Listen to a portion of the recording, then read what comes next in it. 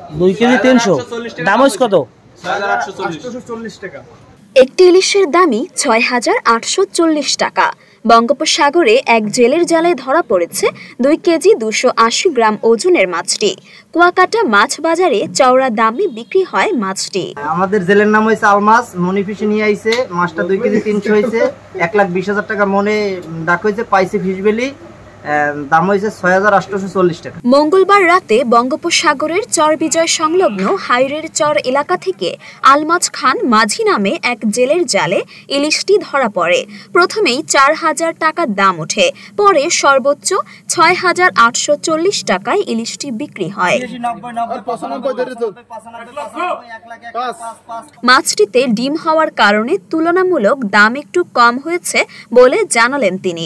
মাছটা হাইরের সাইডে পাইছি, দিয়েছি কালকে দুপুরের টাইমে। আরো কিছু ইলিশ মাছ পাইছি, 8-10টা বড় মাছও পাইছি, ওরা 50 ইলিশ মাছ পাইছি।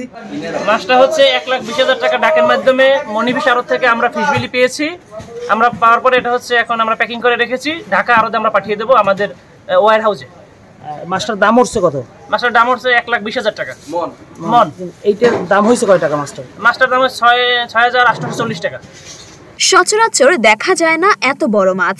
এই মাছগুলো বিক্রি করে জেলেরা যেমন লাভ করেন, তেমনি সাড়া পড়ে যায় ক্রেতাদের মাঝেও। মরিয়ম মিম, ঢাকা পোস্ট। 1,20,000, 1,20,000, 1,20,000, 1,20,000, 1,20,000।